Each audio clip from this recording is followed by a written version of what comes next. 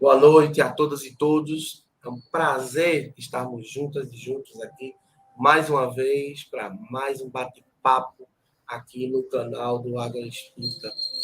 Vai lá, dá teu curte, compartilha, né? Colabora com a gente para que o nosso canal seja conhecido e para que o nosso material possa ser compartilhado aí e oferecido a outras pessoas.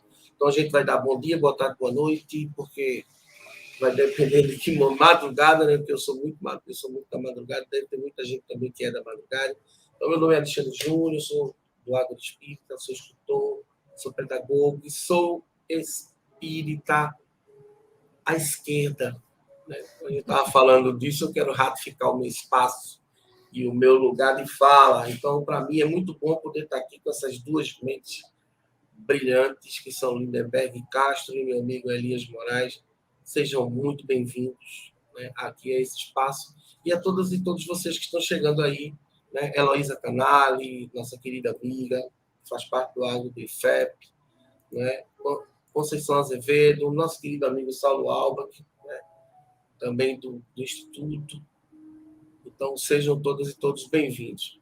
Lídia Valesca Pimentel, um abraço para você bem grande. E antes de começar, de passar a palavra para o pessoal, eu preciso dar um testemunho aqui do que foi o 4º Fórum Social Espírita do Coletivo Girassóis. Aproveitar a estada de Lídia aí para agradecer a acolhida que eu recebi pela família dela, que abriu as portas do seu lar para me receber. Fiquei amiga até das cachorrinhas, velho. Né? Então, um abraço para todo mundo. Eu fiz parceria com uma, a outra estava mais tímida, mas eu fiz parceria com uma das cadelas lá. E eu queria agradecer muito, dizer o quanto foi bom aprender e trocar, né, o pessoal do Alvorecer, né, Alexa Reis, eu fui fazer o lançamento do meu livro, a discussão no fórum. Né, eu estou aqui vibrando, sair de lá mais motivado, porque às vezes a gente precisa desse empurrãozinho para a gente se manter aceso no front. Então, gratidão é a palavra de ordem. Muito obrigado por tudo. E dizer o quanto eu sou fã dessa galera aí. Eu falei o nome. Muita gente, talvez a gente não lembre de todo mundo, mas Clícia, Lídia, Léo, né, Negrão, a esposa dele, Andréa, né, todas essas pessoas, Clícia Fontinelli, Eduardo, e todas as pessoas que se fizeram presentes. Dito isso, abrindo espaço. Não posso esquecer Tarcísio e Cândida. Ganhei um presente lindo e maravilhoso que um dia eu mostro a vocês um belo presente que ganhei. Lindenberg viu, né? Elber e Alane, dois maravilhosos. Elber queria levar para casa dele meu presente, mas eu não deixei. Eu trouxe para aqui, para Recife. Então, eu quero falar da minha alegria. Eu estou verdadeiramente feliz. Essa é a palavra. E me senti família. Acho que às vezes a gente está vivendo um momento tão conturbado, né, do ponto de vista político e social, que esses momentos eles representam muito do ponto de vista da construção da nossa própria humanidade. Então, vai aqui todo o meu reconhecimento a esse coletivo, a todas as pessoas que fazem ele, e o meu agradecimento. Esse momento me concedeu, né, a possibilidade de conhecer Marta Saraiva pessoalmente, que eu não conhecia apenas virtualmente, de abraçar esse, meu Deus, esse povo existe, abraçar Lindenberg. Não são bonecos tridimensionais, são de verdade. Eu posso falar isso agora porque nós nos abraçamos. Então, isso é um fato. Então, boa noite a todas e todos. Eu vou começar a pedir para que Lindenberg se apresente. Boa noite, Lindenberg, meu amigo, meu irmão. Seja bem-vindo. É um prazer ter você aqui novamente. Boa noite, Alexandre. Boa noite, Elias. A todos e todas que estão nos acompanhando. Uma alegria estarmos aqui conversando sobre essa temática que me é muito cara, né, sobre mediunidade, principalmente sobre a visão social, né, trazendo uma perspectiva social da mediunidade. E quero agradecer o convite do Alexandre e também quero aproveitar o espaço para agradecer e parabenizar o Coletivo Girassóis pelo seu 4º fórum, foi excelente. E assim, nesse processo, né, de pós-pandemia, que ainda estamos ao mesmo tempo, né, pandemia, pós-pandemia, etc., a virtualidade, a presencialidade nos fortalece muito.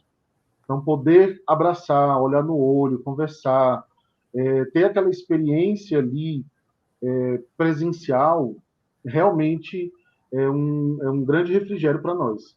Então, acredito que é uma tendência natural, né, dos grupos, dos coletivos diversos, a realização dessas atividades presenciais que nos brindam com ótimas ideias e possibilidades de ação. Então, gratidão pelo convite, mais uma vez, Alexandre, e estamos juntos aí nas colaborações e parcerias.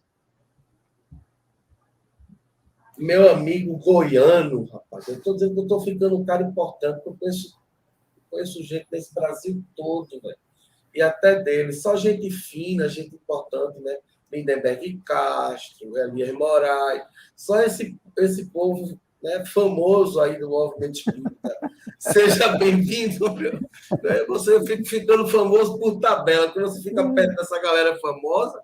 Né? Um abraço, Elias, seja bem-vindo. É sempre bom dividir espaço com você. Esse famoso seu foi interessante, viu? Suspeito. Bom, gente, é um prazer estar com vocês. Eu sou Elias Moraes, né? Tem um Inácio Dia aí no meio, e que de repente até eu devia resgatar, né? Porque esse Inácio está sendo muito importante nesse momento. Mas eu sou Elias Moraes, autor do livro Contextualizando Kardec, que tem gerado aí algumas repercussões interessantes, discussões muito boas. Eu sou do canal Fronteiras do Pensamento Espírita, um canal que eu alimento desde 2016 e que discute, assim, como a gente estava conversando aqui, aquelas questões que estão realmente nas fronteiras, né? E que muitas vezes não são discutidas. A gente discute isso no nosso canal. E sou também da EFOS, Associação Espírita de Pesquisas em Ciências Humanas e Sociais. A EFOS tem sede aqui em Goiânia e tem gente aí também desse Brasil inteiro que participa. Participo da Federação Espírita aqui, de Goiás, e participo da Fraternidade Espírita, que é uma casa situada aqui num dos bairros da periferia de Goiânia. Então, assim, esse sou eu, né? Esse camaleão, um pouquinho de tudo, um pouquinho de cada coisa, e nesse momento eu estou fazendo, eu estou preparando, eu acho que vai dar certo, eu já falei que se ele não prestar, eu vou jogar fora. Mas até agora os feedbacks que eu recebi dizem que não, que eu devo publicar um livro que consolida os estudos que eu tenho feito a respeito de mediunidade aí ao longo dos últimos anos, e espero que a gente possa conversar um pouquinho sobre o conteúdo do que a gente está descobrindo aí, do que a gente está conseguindo articular e entender, né? Então, vamos estar conversando um pouquinho, vai ser um prazer, sobretudo com esse tema, visão social da mediunidade. Acho que é um tema muito gostoso, muito desafiador, e a gente vai ter um bom bate-papo, se Deus quiser. Eu quero partir da premissa, antes da gente começar o bate-papo, que a gente precisa ser honesto para dizer que muita coisa que a gente está fazendo enquanto espírita progressista é experimento. Então, pode ser que a gente termine para concluir que aquilo não é o caminho. Isso é normal, faz parte do processo científico, da produção da metodologia. Então, às vezes, a gente parte do pressuposto que tudo que está sendo produzido com o objetivo de se tornar best-seller, sabe? Não, o objetivo é questionar a norma, é questionar o que está estabelecido, é procurar outros caminhos, é discutir o modus operandi, sabe? É poder conciliar o que a gente estuda com o que está acontecendo dentro da atualidade, dentro do nosso tempo. Acho que esse, pelo menos a minha visão, é o nosso objetivo. Então, o meu livro, né, Espiritismo, Educação, Gênero e Sexualidade, ele não tem o objetivo de colocar ponto final na discussão, como contextualizando Kardec também não. Então, a ideia é botar 2 pontos e que venham outras pessoas e tragam e fomentem essa discussão. Então, em nome desse pensamento, eu vou colocar aqui a primeira pergunta para a gente poder começar. A gente vive o tempo todo, eu tenho 33 anos no movimento espírita, vou fazer 34 anos agora em janeiro. E eu sempre escutei, não, o telefone toca de lá para cá. Eu queria falar um pouquinho, antes de fazer essa pergunta, sobre a condição do que seria colonialidade. A ideia de colonialidade, ela perpassa pelo costume, pelo hábito, pela linguagem, até gastronomia. Então, uma coisa repetida várias vezes e a criação de uma operacionalização a partir desse princípio, desse pensamento, gera, né, em nós, eu digo que eu tinha uma coleira imaginária. Você sabe, você fica robotizado a partir daquilo. Então, você aprende dentro do movimento espírita tradicional, né, do movimento espírita hegemônico, que você não deve evocar, né, que o telefone toca de lá para cá. Essa frase ficou famosa, porque é uma verdade, o movimento espírita brasileiro ele é muito mais íntimo, eu diria, de Emmanuel, de Chico e das obras de Divaldo, do que do próprio Kardec. Então, eu queria que a gente pudesse discutir isso, né, a partir das descobertas que a gente tem feito nesse sentido. E eu vou começar com você, Elias. O que a gente pode dizer sobre a frase o telefone toca de lá para cá, enquanto a obra espírita kardeciana está repleta de evocações. Eu lembro que Kardec perde um amigo Kardec suicida, e em cima do suicídio, Kardec faz a evocação dele. Chama ele, quer saber o que é que ele sente lá no mundo espiritual. Então, qual o objetivo? O que isso quer dizer? Qual o propósito da gente poder começar logo, né, falando disso? Eu acho que a primeira coisa que a gente precisa encarar assim, com muita tranquilidade é que o espiritismo que nós temos no Brasil, ele não tem propriamente uma raiz kardeciana, por mais que a gente queira insistir. Muito obrigado, viu, Manuel, pelo elogio aí, que eu não sei. Muito obrigado de coração. Eu espero que o livro ajude nas reflexões, né? Mas o que eu vejo mais importante nessa questão, o Alexandre, é que o espiritismo, como ele se constituiu no Brasil, ele vai ter uma pegada muito mais rustanguista do que propriamente kardeciana.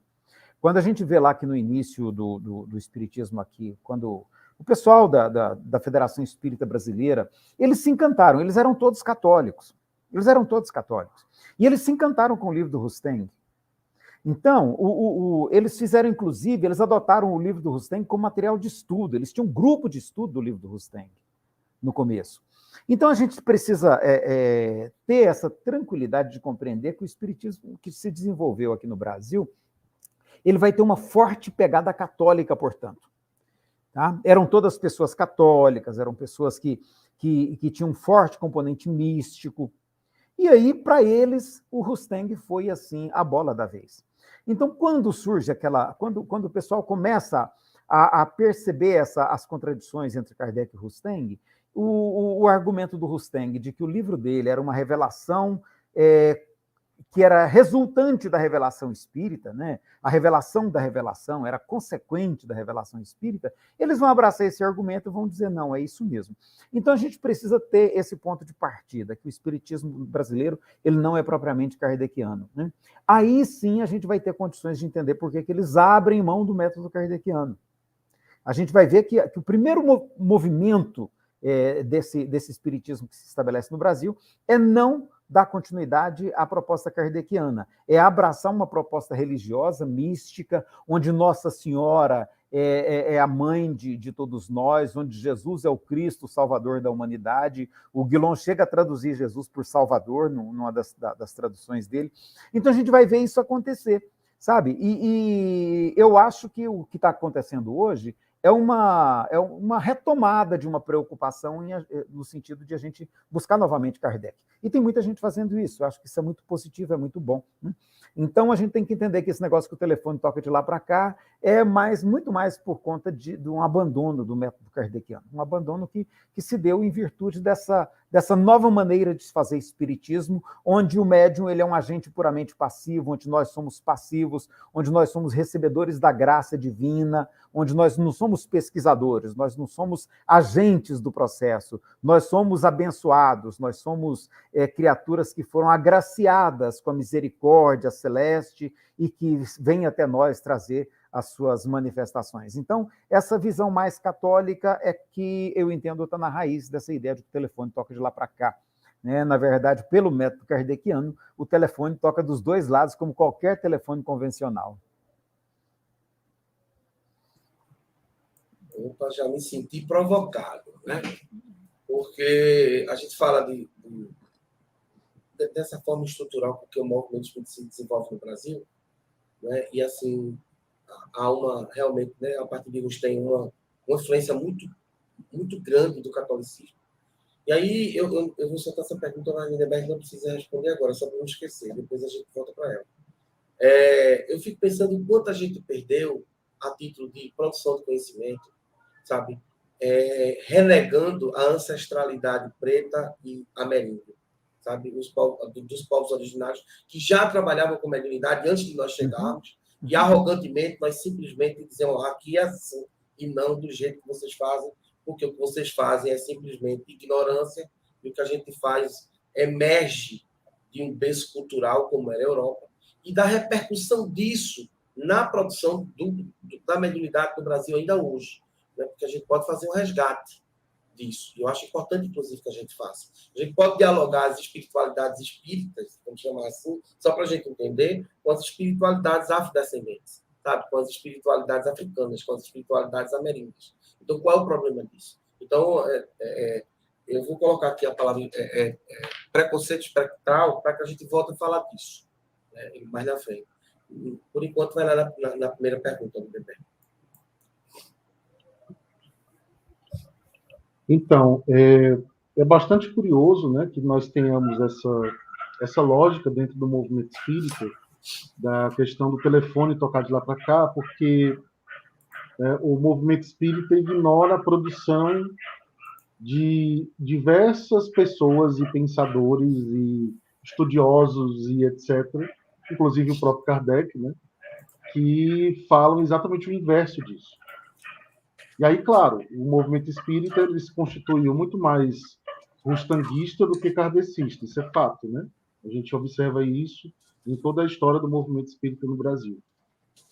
Mas, ao mesmo tempo, é bastante curioso observar, porque essa ideia ela está presente não só no cotidiano da conversa dentro do centro espírita, ela está presente em obras que são referendadas, né? Obras que fazem parte de uma bibliografia mediúnica, obras que são indicadas para a formação dos médiuns. Então, a ideia ela é disseminada propositalmente. Então, existe uma intencionalidade atuando, né, uma intencionalidade coletiva que vai passando de geração para geração de dirigentes. E, por dirigentes, eu quero me referir à Federação Espírita Brasileira, né, principalmente. E essa ideia vai sendo divulgada, né, ampliada no seu alcance, né, até chegar ao maior número possível de espíritas e médiuns e etc. Ao ponto de que, para alguns médiuns, é difícil conceber que seja diferente, porque eles são fruto dessa educação de reprodução para a reprodução, né, que a gente encontra dentro do movimento espírita brasileiro hegemônico. E aí eu quero resgatar alguns conceitos que me são caros, particularmente, e possivelmente deve interessar também a outras pessoas, né? Que é o primeiro ponto somos seres interexistentes, trazendo o conceito do nosso querido Herculano Pires, né? Para a gente debater sobre a interexistência, né? O ser interexistente, na concepção do Herculano, ele naturalmente mantém uma comunicação ininterrupta, quer seja consciente ou não, quer seja ostensiva ou não, mas ele mantém essa comunicação ininterrupta com o mundo espiritual. Ou seja, para haver um processo de comunicação nesse nível, isso significa que o telefone não toca só de um lugar. Ele toca em mais de um lugar, para mais de uma pessoa, em mais de um sentido e etc. Na perspectiva do Herculano, a interexistência ela contempla 3 aspectos, que em 2 deles nós estamos inseridos diretamente. O primeiro aspecto é exatamente esse ponto que eu coloquei. Todo espírito encarnado é um ser interexistente por natureza, porque a sua natureza é espiritual. Então, por mais que ele não tenha uma mediunidade ostensiva, ele continua sendo interexistente, porque há outras formas de se comunicar com os espíritos, senão para além, né, da mediunidade ostensiva, seja ela qual for. Né? O segundo ponto, a segunda característica da interexistência é através da mediunidade em si. E os diferentes tipos de mediunidade que estão disponíveis para nós. Né? Psicografia, psicofonia, pictografia e etc, etc.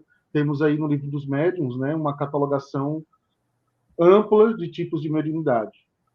Embora o movimento espírita brasileiro se comporte sempre dentro de um espectro muito restrito dos tipos de mediunidade, né? Quando a gente for conversar sobre o próximo ponto, eu vou trazer mais dessa questão dos tipos de mediunidade que são validados, os tipos de mediunidade que são interditados, né?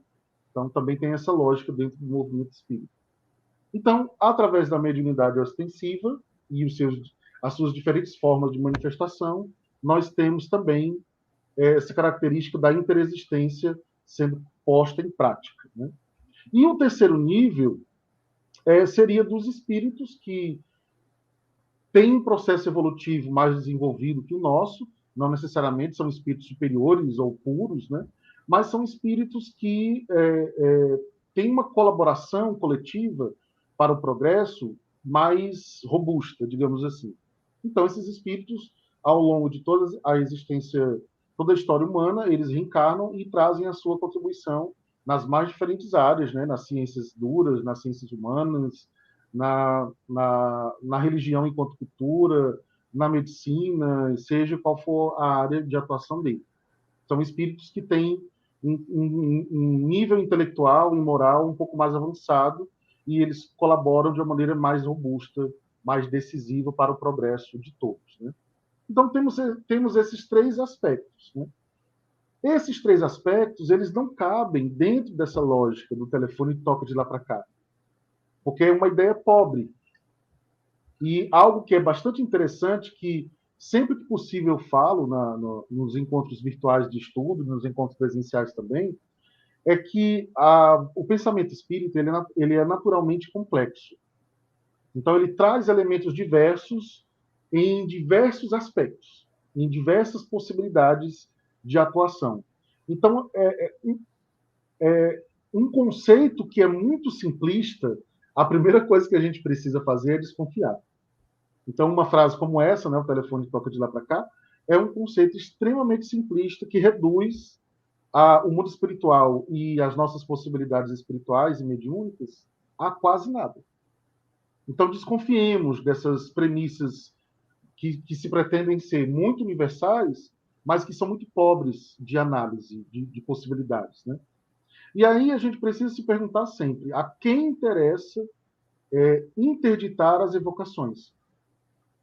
A quem interessa? Isso é um projeto, efetivamente, anti-evocação?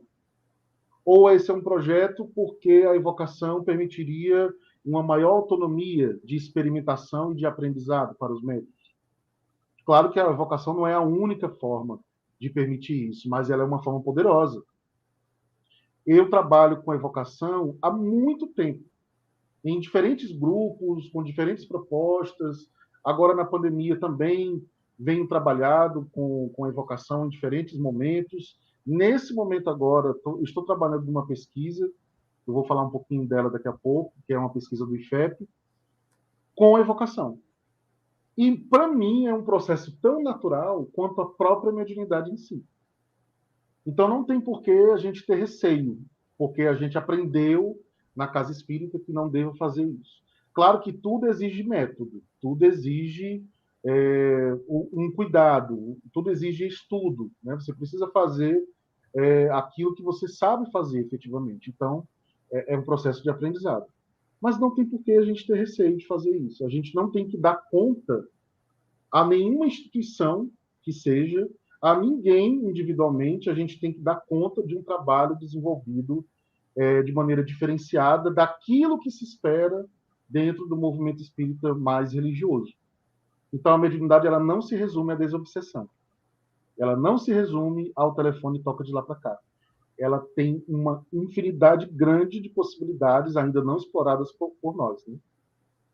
Então, dentro dessa educação para a reprodução, que a gente vê dentro do movimento espírita, o MEB aplicou à mediunidade a mesma lógica que ele aplicou a todos os outros temas.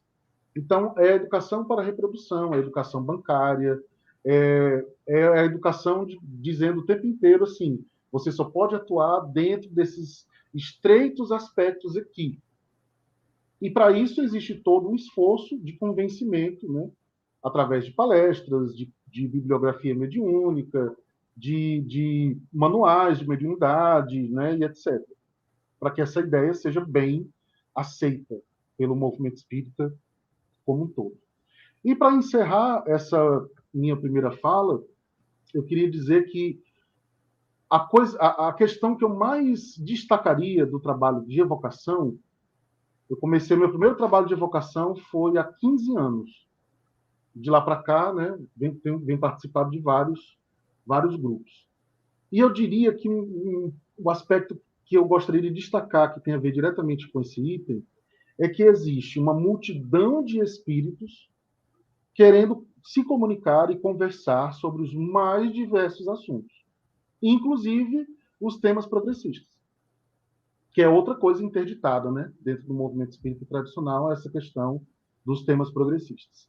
Mas nós temos uma multidão imensa de espíritos prontos e querendo mesmo se comunicar e conversar sobre essas questões. Não para apresentarem verdades absolutas de nada, mas simplesmente para trocar ideias, porque eles também estão em aprendizado. Então, a possibilidade da evocação, ela também fortalece de você estar em contato com diferentes tipos de espíritos. Você não precisa sempre dialogar com um espírito superior que vem apresentar para você uma suposta verdade universal. Você pode evocar pesquisadores, você pode evocar espíritos que tiveram aquela vivência do tema que você está trabalhando. Enfim, as possibilidades são múltiplas. Então, não esperemos o telefone tocar, né? Façamos a nossa ligação.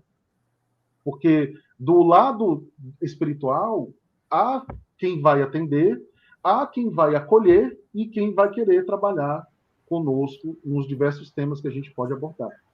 Então, por hora é isso. Ô, Alexandre, eu queria fazer mais um comentáriozinho. Você queria ou quer? Você queria ou quer? Quero. Eu quero pegar, são 2 pontos. O Emanuel chamou a atenção aí para a questão das razões pelas quais o Chico passou a usar esse bordão aí, né? O telefone só toca de lá para cá. E aí, é claro, tem raiz histórica. E aí eu vejo mais uma raiz histórica além dessa que o Emanuel aponta, né? Porque ele está mostrando que o Chico usava essa justificativa para as pessoas que iam lá atrás de mensagens psicografadas dos seus entes queridos e não obtinham êxito, né? E ele falava, meu irmão, sinto muito, né? Mas o telefone só toca de lá para cá. Então, quer dizer, isso aí tem um contexto, isso tem uma raiz histórica. E tem outra raiz histórica também que é importante a gente entender. No começo do Espiritismo aqui no Brasil, quem analisa isso muito bem é a Célia Rivas, ela faz um estudo muito bom desse momento histórico. E no começo do Espiritismo aqui no Brasil, quando o Chico recebe o Parnaso de Além-Túmulo, ele tem um cuidado, assim, é só a gente ver lá no início do Parnaso de Além-Túmulo, aquela Minhas Palavras, né, uma apresentação que ele faz do livro, ele faz questão de mostrar ali que ele em nenhum momento evocou nenhum daqueles espíritos. Por quê? Porque a influência da Igreja Católica era muito grande sobre o ambiente político, até sobre a polícia. Então, os espíritas eram muito perseguidos pela ideia de evocarem os mortos. Então, isso aí tinha um sentido. A Federação Espírita Brasileira, por mais de uma ocasião, ela teve que tomar a defesa dos centros espíritas e dizendo isso, né, que no meio espírita não existia nada de evocação dos mortos, porque isso, do ponto de vista de uma tradição bíblica, era complicado. Então tem inclusive isso que está na raiz dessa questão, e é interessante a gente levar isso em conta. O Chico vai se desenvolver, vai desenvolver todo o seu trabalho dentro dessa cultura. E aí o Lindenberg chamou atenção para os aspectos culturais, né, Lindenberg? Então vai se constituir uma cultura nesse sentido. E aí a gente sabe o peso que a cultura tem no sentido de modelar o comportamento das pessoas. Então é muito importante isso que o Emanuel trouxe, tá? E aí, como a federação vai trabalhar dentro de um princípio de padronização, né, que ela vai chamar de unificação, ela vai trabalhar dentro de um princípio de padronização, ela vai estabelecer aquele modelo que está lá colocado no livro Desobsessão, que é mais ou menos um modelo criado por Bezerra de Menezes, tá? Onde não se evoca os espíritos, porque isso estava na Bíblia como proibido, e você, numa sociedade católica, então não vai mexer com isso. Então vai criar-se uma padronização nesse sentido, que vai ser estendida a todo o Brasil, o que vai provocar uma perda muito grande do ponto de vista de um espiritismo numa perspectiva mais kardeciana, que é um espiritismo que está dialogando com a ciência o tempo todo, que está realizando pesquisas, que está fazendo novas investigações. Isso aí tudo vai morrer em função desse modelo que vai ser adotado, que é muito mais religioso, no sentido de receber aquilo que vem de lá para cá de maneira passiva, e não de maneira ativa. O médium, nós vamos ter o pesquisador cedendo espaço para o médium como agente de construção da verdade espírita, né? E aí tudo isso vai criar uma nova realidade para o movimento espírita, que é o que a gente tem hoje. Para a gente voltar para aquela conversa sobre a questão do preconceito espectral, eu quero falar um pouquinho de colonialidade. Eu vou pedir que, nesse ponto, vocês sejam breves nessa resposta, para a gente tentar cumprir com a pauta. Mas que vocês não deixassem de falar. Mas vamos lá. Esse telefone toca de lá para cá, ele pode ter a sua origem nos fatos históricos, mas eles têm a sua perpetuação em outros pontos que aqui a gente precisa descobrir e discutir quais são. Até vão ter vários pontos e, de repente, nenhum deles são corretos, são coerentes, mas a gente tem o direito de especular e de tentar descobrir e de conversar sobre. Aí eu penso aqui, primeiro, o processo do movimento espírita na construção desse conhecimento e da prática mediúnica, ele se dá respeitando, né, o aspecto colonial. Ou seja, você deixa de verificar aquilo que os espíritos falam, desde que os espíritos sejam brancos, sejam médicos, sejam católicos. Não é? A gente vê, por exemplo, algumas pessoas do movimento espírita, de nome, se posicionando contra você dizer que o preto é velho. Mas essas mesmas pessoas defendem Bezerra de Menezes, por exemplo, ainda como médico, Joana de Ângeles ainda como freira, Emmanuel ainda como senador romano. Isso é uma incoerência. Ou ninguém é aquilo, ou todo mundo tem o direito de ser aquilo que deseja ser quando se apresenta. Então, esses aspectos coloniais, eles, na minha concepção, eles precisam ser discutidos para que a gente ofereça outras possibilidades de construção dentro do universo espírita. E que a gente também não carrega a pecha de que tudo aqui, de novo, eu toco nessa tecla, porque para mim ele é muito importante. Parece que tudo aquilo que a gente produz, inclusive fenômeno, é melhor do que aquilo que os outros produzem. Será que, os espíritos do Candomblé, os espíritos da Jurema, né, os espíritos orientais, os espíritos, esses não são capazes de produzir, não são espiritualidade? Ou sabe, a espiritualidade tem camisa, tem partido, cara, isso é uma coisa que a gente precisa discutir. E a gente vai produzir esse preconceito dentro do centro. Você chegou, preto velho, olha, 5 minutos para acabar, o senhor precisa ir, da próxima vez a gente conversa mais. Chega o mentor espiritual, ou pseudo-mentor espiritual, falando bonito, às vezes dizendo nada com nada, você passa até do horário de encerrar a reunião, que não tem problema. Porque a gente está falando com o mentor espiritual, então, assim, bom. Então, eu queria que vocês falassem sobre isso, porque eu acho importante até para a construção daquilo que a gente vai discutir depois. Vai lá, Elias. Bom, eu de novo, né, Lindenberg? Não, pensei que eu fosse respirar. Tá bom, vamos lá. Eu vejo aí, Alexandre, eu vejo algumas questões assim que eu acho que a gente precisa compreender bem. É isso que você falou, existe uma dose... Aliás, não tem outra resposta no seu preconceito, tá?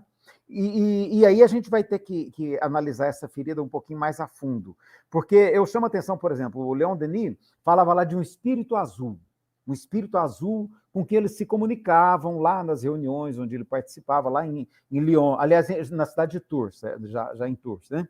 Então, o Leon Denis, eles conversavam com esse espírito azul, que era uma espécie de mentor espiritual deles, era uma alma feminina, e que usava esse nome. Lá, para eles, não tem problema nenhum eles receberem um espírito azul. E se a gente for pensar, o próprio espírito da verdade é também um arquétipo. O espírito da verdade que se comunicou com René Descartes e que passa a ser uma referência de um elemento do ideário, do imaginário francês. Aí ele se comunica com Kardec, falando: eu sou verdade, para você basta esse nome, mas surgem mensagens de tudo quanto é canto lá com o espírito da verdade. Então, assim, esse uso eu não sei, o Lindenberg pode até ajudar mais isso, me parece que a ideia do arquétipo pode se aplicar nesse caso, né? Não sei, se é da área, o Lindenberg, me ajuda com isso aí, tá?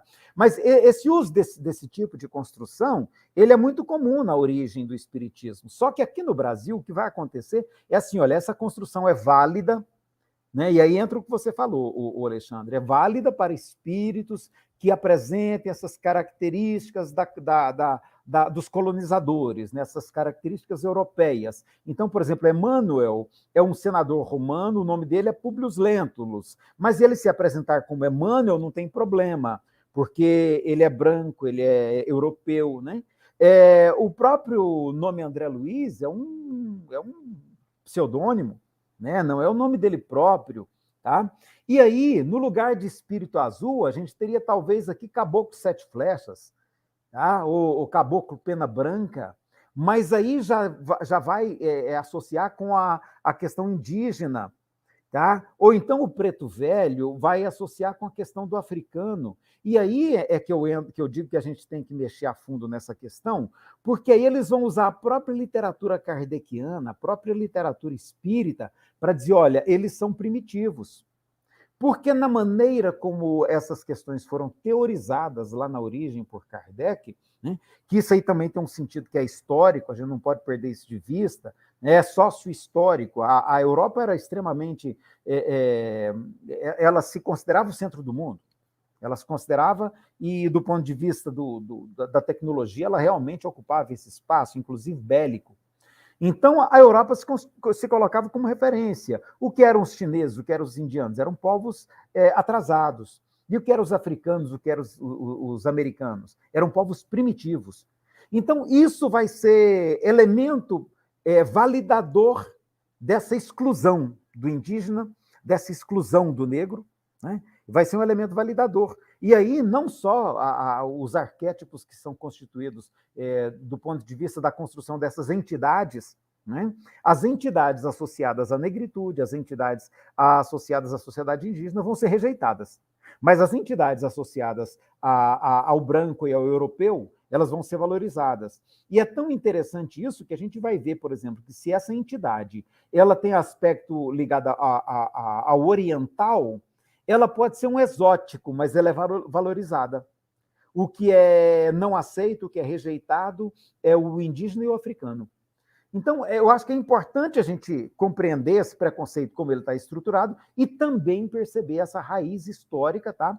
Porque eu tenho dito, lá no Contextualizando Kardec, eu bato muito em cima desse ponto. Nós temos que ter coragem de enfrentar essas contradições que existem na obra kardeciana, e que hoje estão claras para nós, que na época de Kardec isso não estava claro, não era, eu acho até que é compreensível que ele não tenha feito essa leitura naquela época, porque nem o conceito de racismo não existia, mas hoje ele já existe. E nós estamos precisando de teorizadores, né, de pesquisadores que comecem a ter coragem de desafiar essas teorias e propor novas explicações para a realidade. Tá?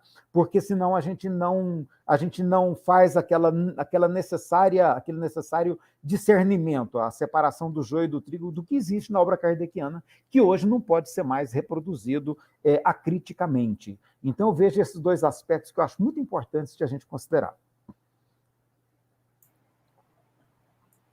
Acho interessante tocar nesse ponto, passar por bem. Por exemplo, essa coisa da gente categorizar os espíritos. Veja como a gente desumaniza. Porque se a gente chama só de preto velho ou só de caboclo, sabe? Quando um espírito chega numa reunião mediúnica, ele não é um homem branco. Ele é um cara, uma pessoa que tem história, mas o preto velho não tem história. Ele é tratado como todo preto velho é tratado, ou seja, a história do preto velho é a história do preto velho, a história do caboclo. Agora sim, eu sou um preto velho, eu vim de onde? Quem eu sou? Quer dizer, você tira até a humanidade. Você categoriza, então, chegou lá uma cigana, tá, cigana, massa. Aí você dá um nome, inclusive, a essa cigana. Aí toda cigana é tal cigana. A pombagira é uma entidade. Sim, eu quero saber se esses pretos velhos não têm uma história de vida como todo mundo tem. Então, a gente precisa humanizar essas pessoas, sabe? É importante. Então, outra pergunta a se fazer é: nós vivemos um dos maiores genocídios da história da humanidade, foi produzido pelo Brasil, aliás, por quem escravizou as pessoas pretas e trouxe para cá. Então, onde estão os espíritos dessas pessoas que não aparecem nos centros espíritos para se comunicar? Todos já estão em condição legal, a gente sabe. Isso você simplesmente ignorar a própria história da formação do seu próprio povo.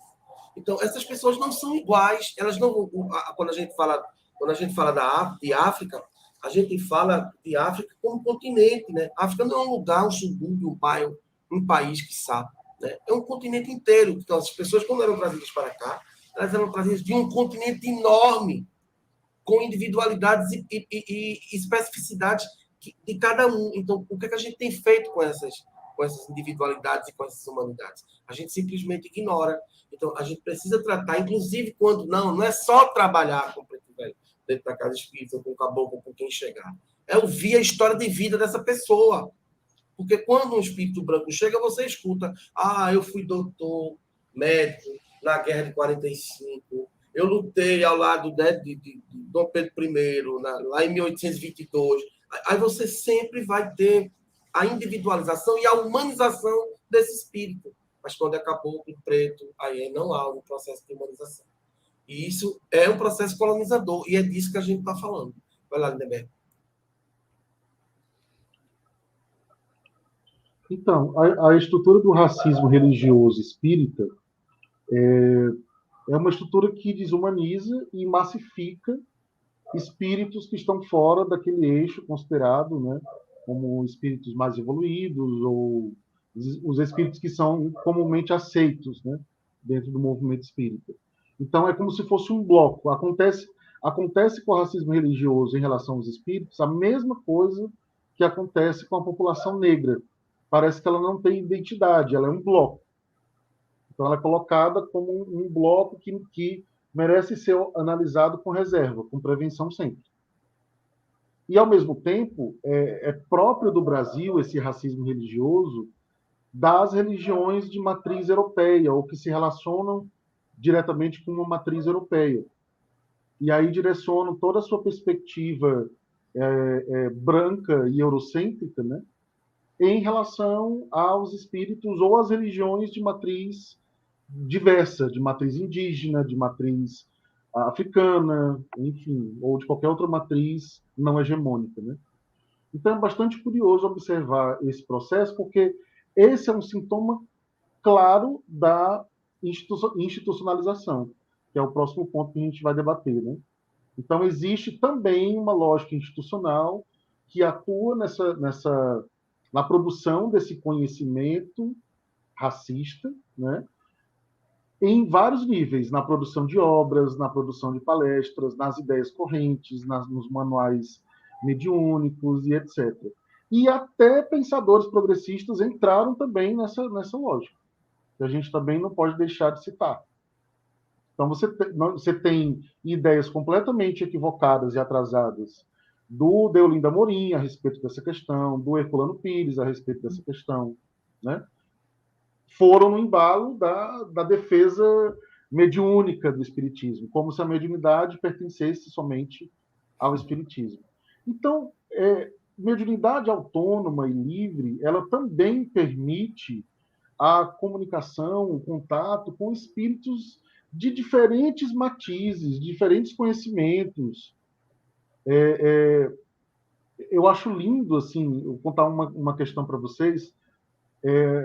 Quando eu tinha muita dificuldade com a minha mediunidade, no início do meu trabalho mediúnico, apareceu para mim uma mulher com uma aparência negra, com uma vestimenta colorida, linda, com um turbante, e ela disse assim: eu sou a sua guia, eu vou lhe ajudar em relação à mediunidade. E desde então a minha mediunidade funcionou a contento, sem os medos e os receios que eu tinha antes. E eu fiquei muito feliz por essa imagem. Provavelmente, se tivesse uma imagem tradicional de uma pessoa branca, europeia, para mim seria meio decepcionante. Né? Então, essa imagem ela mantém para mim até hoje. Todas as vezes que ela aparece para mim, ela aparece com essa mesma característica. Provavelmente, ela já superou essas questões que nós precisamos lidar aqui na encarnação, né? Mas ela se apresenta porque é familiar, porque é uma forma de identidade temporária e porque é familiar para mim. Me causa conforto, me causa tranquilidade, me causa uma perspectiva de ancestralidade. Isso é maravilhoso. Tá?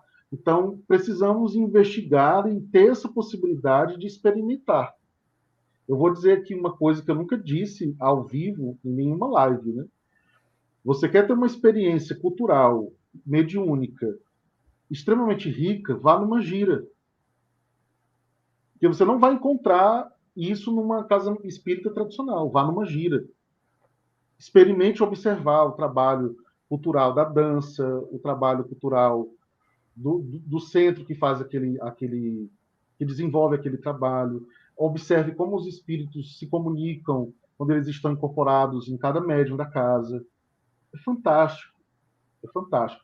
Eu costumo dizer que eu sou espírita O que me conquistou para ser espírita foi a parte filosófica, né?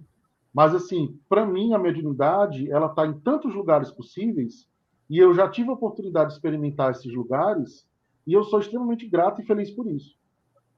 Porque eu não sou um médium que somente tive experiências espíritas. Eu fui buscar algumas coisas. Eu fui para a teosofia, eu fui para o candomblé, eu fui para a Umbanda. Não me fixei, não permaneci. Mas a experiência acumulada já me mostrou uma riqueza incrível. Então, é bacana você lidar com a diversidade de espíritos, porque é a representação da diversidade humana. É bacana você observar as identidades de como os espíritos gostam de se apresentar, inclusive as identidades de gênero, né, que a gente já debateu em outros momentos, que naturalmente nos ensinam o que é o amor, o que é o respeito, as diferenças e as diversidades. Né? Então, nós precisamos disso. É claro, você pode encontrar a diversidade em outras experiências, tá? Não obrigatoriamente nas mesmas que eu estou relatando aqui. Mas eu quis compartilhar com vocês porque, para mim, foram experiências que fizeram todo sentido. Então, um médium, para mim, do candomblé, ele é tão importante como um médium espírita, como um médium da teosofia, como um médium da antroposofia. Essa hierarquia do espiritismo sobre as doutrinas espiritualistas, ela é um argumento da institucionalização. Na prática, esse argumento não se sustenta, porque o espiritismo não é sozinho a verdade universal de nada. Ele é um elemento da grande árvore espiritualista que já foi legada para a humanidade. Né? Então, nós estamos em aprendizado contínuo. Já pode ir na pergunta, emenda já está por aí. Os aspectos da institucionalização. Eu adoro essa questão, sempre. Adoro falar sobre isso sempre. Porque esse mapeamento, porque esse mapeamento ele não é tão óbvio quanto parece, e a gente precisou de um tempo para colher informações de diferentes autores e da nossa própria experiência, né, para entender como é que essa institucionalização funciona. Então, eu separei aqui 6 aspectos. Não vou me deter demoradamente nos 6, né, pela questão do tempo, mas 6 aspectos para a gente pensar. O primeiro ponto é a metodologia mediúnica prioritariamente voltada para a desobsessão. Então, eu não sei com relação aos centros que vocês frequentam ou frequentaram, né? Mas nos centros que eu frequentei, ao longo de quase 2 décadas, o trabalho de desobsessão ele é prioritário. Todos os outros trabalhos mediúnicos são complementares ou, às vezes, nem tem. Então, esse aspecto a gente vê muito fortalecido nos livros voltados para a formação dos médiuns. E esse é o ponto 2 que eu quero mencionar, a formação dos médiuns. Né? A formação dos médiuns é voltada para essa questão da desobsessão e voltada para alguns tipos de mediunidade. Então, ignora-se completamente o catálogo da diversidade mediúnica produzida pelo Livro dos Médiuns, né? E foca-se em alguns tipos que são considerados prioritários para esse trabalho de desobsessão. Então, a psicofonia é a grande prioridade, digamos assim, né? A psicografia aparece com algum destaque, mas isso depende muito de cada centro. Né? Há centros que não aceitam trabalhar com a psicografia de jeito nenhum, ou dizem que a psicografia somente é para certos médiums que são mais evoluídos, mais experimentados e etc. Né? Eu fui convidado gentilmente a sair de uma casa espírita por ser médium psicógrafo. E aí foi uma contradição tão grande, porque supostamente veio uma mensagem dos mentores da casa dizendo que não era para ninguém psicografar, somente fulano, beltrano e cicrano da casa.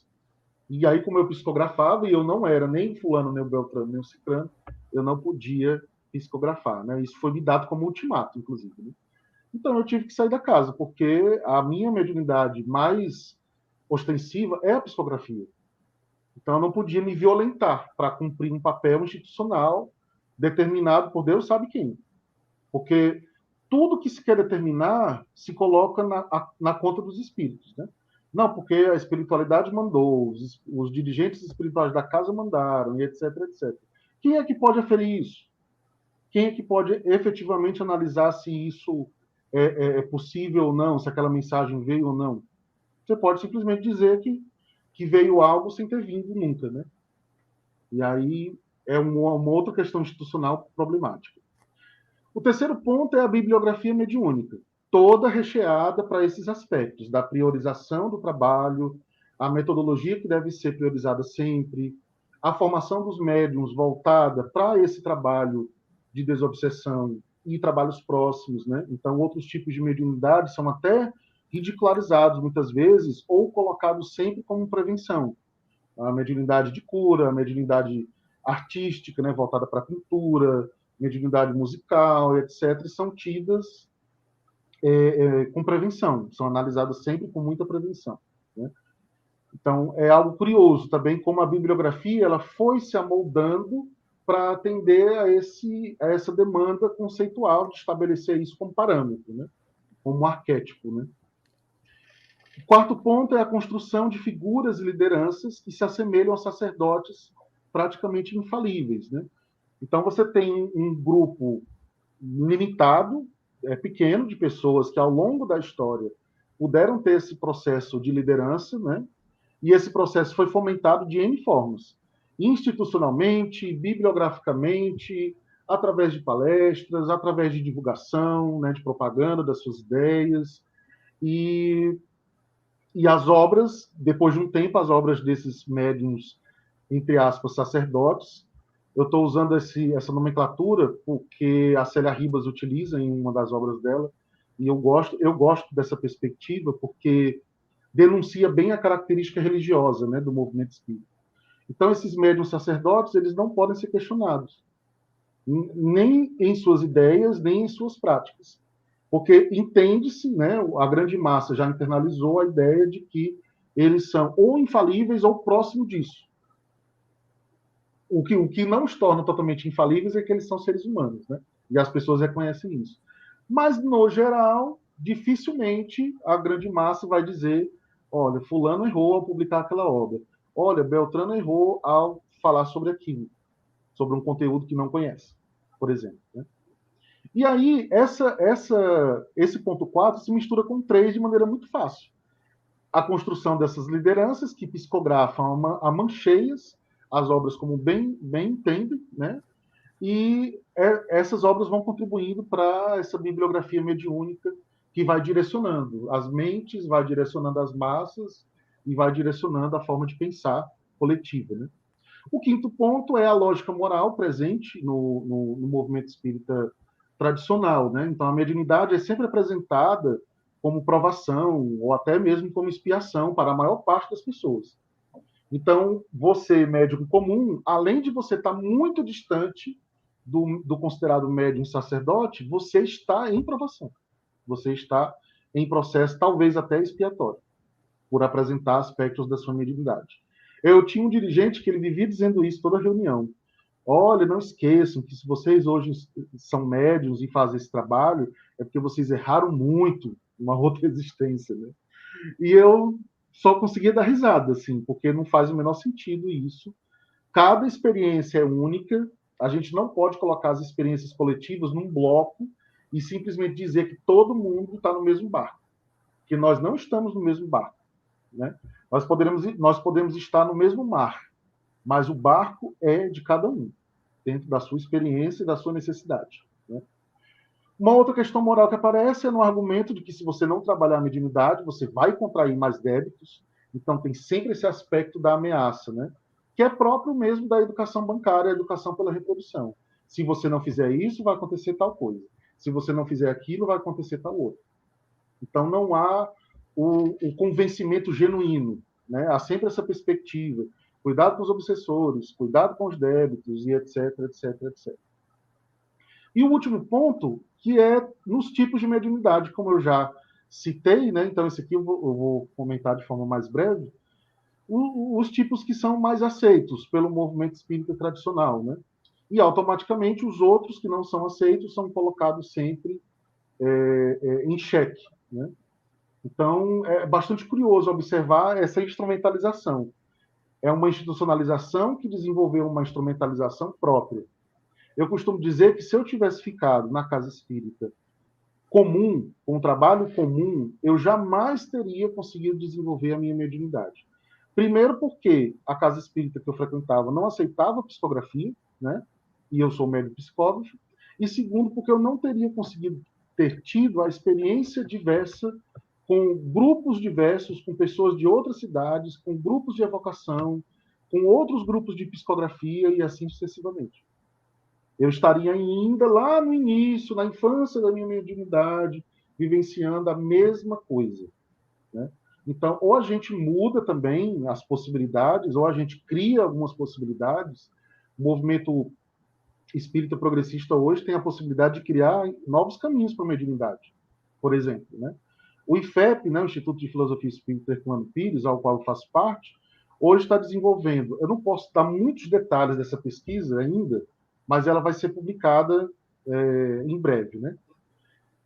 A gente está desenvolvendo uma pesquisa, são 11 médiums de 10 cidades diferentes, né? E a gente está pesquisando sobre gênero e sexualidade. E aí nós temos um cronograma com 21 perguntas que a gente direciona para os espíritos e faz a evocação deles para que eles possam trazer as suas impressões sobre essas questões relacionadas a gênero e sexualidade. O trabalho está na metade, mais ou menos na metade, está quase chegando na metade. E já temos um material riquíssimo de percepções as mais diversas dos espíritos. E sem a pretensão de estabelecer uma verdade universal. Isso é que é o mais interessante, da possibilidade de você conversar com os espíritos através da pesquisa. Porque você não precisa ter essa preocupação de que eu preciso que venha um espírito superior para ele ditar o que é a verdade sobre aquilo. Não necessariamente. Você tem um cabedal gigantesco de possibilidades de conversar com espíritos diferentes. Então, tem sido um trabalho maravilhoso. Nós já estamos pensando nos próximos temas que nós vamos pesquisar através dessa metodologia nossa, né, que a gente precisou adaptar. E eu acho que todo grupo deveria ter essa experiência, ter essa vivência, seja virtual, seja presencial. A virtualidade não atrapalha em nada, né? Inclusive facilita em muitos pontos, né? Como não é um trabalho de desobsessão, então a virtualidade não atrapalha, não. Ok? Então são esses pontos que eu gostaria de compartilhar. Ok. Antes de eu passar para Elias, eu vi uma coisa que o Lindenberg falou, dentro de tantas, né? Que a gente não pode pegar tudo. Que é aquela questão de a gente não criticar o médium, ou não criticar aquilo que é produzido, que a ideia não é criticar o médium, mas o que é produzido, né? Se isso não colaborou, e aí, Elias, está dentro da pergunta, tu pode só tocar um pouquinho mais, que eu acho que é importante que a gente trabalhe isso. Isso não vem contribuindo para que o movimento espírita se torne acrítico, né? Porque, assim, você tem determinados nomes que viraram critério de verdade. A gente era feliz e não sabia, porque só Kardec era critério de verdade, né? Então, hoje não é mais só Kardec critério de verdade. Alguns médiuns e alguns espíritos são critério de verdade. Então, essas pessoas, o que escrevem, pode ser atrocidades ou coisas que sejam anticientíficas ou anti-kardecianas, por exemplo. Elas são tratadas como fato absoluto. E quando a gente questiona, o errado é quem questiona. Então, né, é meio paradoxo, mas nós perdemos, eu acredito, aquilo de mais belo que o Espiritismo pode oferecer, que é o senso da autocrítica, da autoavaliação. Por isso ele pode estar em constante mutação e ele tem a possibilidade de estar dentro da cultura do seu tempo, porque ele pede esse processo de autoanálise e autorreflexão sobre a sua própria construção. Aí eu queria que você falasse dessa pergunta e se pudesse dar um toquezinho sobre isso que o Lindenberg falou, que eu acho que é bem interessante. Eu vou voltar um pouquinho, né? Se eu tiver muito monocórdio, vocês vão me perdoando e até podem me puxar a orelha sem problema, tá, gente? Mas assim, é porque o estudo que eu fiz foi mais no sentido mesmo sócio-histórico, né? Então acaba que a gente vai identificando esses elementos e eles passam a nos ajudar, a ter pistas para a gente entender como é que isso aconteceu e por que está assim hoje, e até para a gente poder pensar em caminhos, né? Então, assim, realmente, eu acho que essa questão da institucionalização, ela acontece muito em virtude dessa, vamos dizer assim, desse caminho histórico que foi tomado com a consolidação de um movimento espírita mais religioso. Então, na medida em que se adotou como vertente, né, lá na origem, quando os religiosos conseguiram predominância sobre os científicos e conseguiram fechar a boca dos científicos, né, que é interessante a gente perceber isso também, eles não se contentaram em conseguir hegemonia, eles fizeram questão de silenciar quem pensava diferente. Então, a gente precisa entender que tem aí uma briga por poder, uma disputa de poder. Né? E essa disputa de poder, ela implica em você subjugar o vencido. Então, você exclui toda e qualquer prática que esteja associada àquele comportamento daquele grupo que a gente derrotou. Né? É interessante a gente perceber isso aí do ponto de vista de relação de poder. Aí, na medida, então, que se consolida, eu estou com uma mosquinha muito enjoada aqui, vocês vão me perdoar se ela estiver me incomodando muito, viu, gente? Então, na medida em que se consolida esse movimento mais religioso e ele consegue sufocar o científico, aí isso vai trazer toda a característica de religião para o movimento espírita, inclusive com a padronização de comportamentos, né? Que é aquilo que a gente estava falando lá atrás. E na hora que vai padronizar, a mediunidade é um campo muito importante para você padronizar, para você conseguir manter controle sobre as práticas, você conseguir manter controle sobre os pensamentos, você conseguir ter controle sobre a maneira como as pessoas vão se relacionar, portanto, dentro do movimento. Então, nós vamos ter, portanto, uma configuração de um movimento espírita que vai trabalhar com a ideia de unificação, né? De unificação, tá? Por quê? Para conseguir, portanto, manter as rédeas do comando sobre esse movimento. E aí você tem que tornar esse movimento acrítico. Porque se ele for crítico, ele não te obedece. Né? Então, é onde você vai ver a religiosidade, a ritualização, o endeusamento de médiuns, a adoção da fonte mediúnica como critério de verdade. Então, você vai ver todos esses elementos que vão se constituindo em práticas institucionais para garantir que você mantenha o espiritismo sob seu controle, sob seu domínio. E entra, inclusive, um detalhe muito interessante. A gente vai ver, por exemplo, a prática do culto do evangelho no lar. O culto do evangelho no lar, ele vem substituir as reuniões familiares. Aquelas reuniões familiares que existiam na época de Kardec, a família Boudin, né?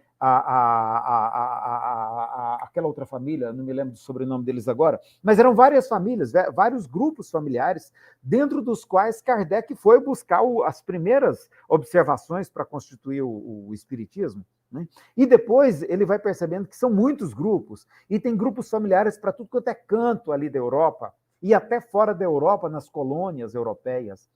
Então Kardec estabelece contato com todo esse povo que vivia na forma de grupos familiares. Tá? A primeira institucionalização que acontece é a Sociedade Parisiense de Pesquisas Espíritas, mas ela se institucionaliza com um objetivo de pesquisa.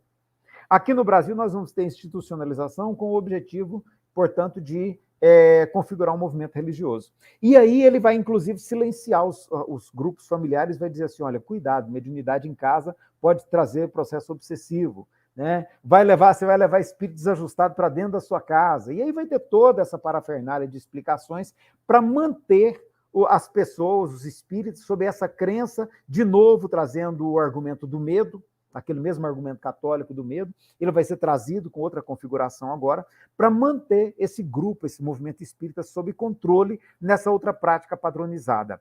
Eu vejo com muito otimismo que eu acho que o que está acontecendo hoje, o movimento federativo nunca conseguiu alcançar mais do que 50%, e nem isso, do movimento espírita brasileiro, e nem isso. Tá?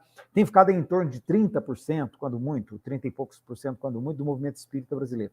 Essa grande massa de movimento que não está sob o guarda-chuva do movimento federativo, embora esteja sob o guarda-chuva de um movimento fortemente catolicizado, né? Ou às vezes agora nós temos um fenômeno ainda mais interessante, que é o protestantizado. Nós temos agora um espiritismo da teologia da prosperidade acontecendo, né? Nós temos o resgate da Bíblia no meio espírita, que é um movimento fortemente protestante, de inspiração protestante. Então nós estamos vendo que está acontecendo, mas tem também um movimento de viés mais científico e que não se submete a essa institucionalização. Então, eu estou achando interessantíssimo isso que você está trazendo, Lindenberg. Para mim está sendo uma surpresa muito grata, porque eu acho que você deve ter conhecimento também que tem um pessoal lá em São Paulo, no Rio Grande do Sul, que também está fazendo uma pesquisa com gente de outros países, da Argentina, de Porto Rico, de vários grupos espíritas de língua portuguesa e espanhola, que estão fazendo pesquisa usando a evocação. Nós temos um outro agrupamento, uma rede de 20 grupos, também de vários países, aqui, que tem vários aqui no Brasil, vários grupos aqui no Brasil, tem no Rio de Janeiro, tem em São Paulo, tem no interior de São Paulo, e vários fora do Brasil também. Ao todo, uma rede de 20 grupos, também trabalhando a partir da metodologia kardeciana de raiz. Aí eu acho muito interessante que até o linguajar, eles fazem questão de manter fidelidade à linguagem, aos termos usados por Kardec. Então, nós temos hoje muita gente rompendo essa barreira, desse modelo que se estabeleceu no Brasil e fazendo coisa diferente. Isso é altamente promissor. Nós temos aí as perspectivas que estão sendo discutidas aí por Alexandre, Lídia, Leonardo e companhia, de decolonizar o espiritismo. Isso aí vai ter uma outra perspectiva muito interessante, que isso vai abrir para outros horizontes de espiritismo, onde eu acho, inclusive, o Alexandre, que a gente vai ter que pensar em termos de não submeter a cultura alheia aos nossos referenciais culturais, né? Tem um rapaz que escreveu um artigo que eu chamo Tal da Mediunidade, muito interessante. Ele fala do colonialismo cultural, que é de a gente querer analisar a cultura do outro sob o nosso modelo, né? Aliás, imperialismo cultural. Então, até isso a gente vai entender, e entender que as tradições com as quais a gente vai dialogar, ou está tentando dialogar, elas têm outros valores, outros referenciais, e um preto velho, ele faz questão de se apresentar como preto velho, ou como caboclo, ou como pomba gira, porque isso para ele é identidade. Né? Então, assim, estão se abrindo muitos campos de estudo para a gente nesse momento.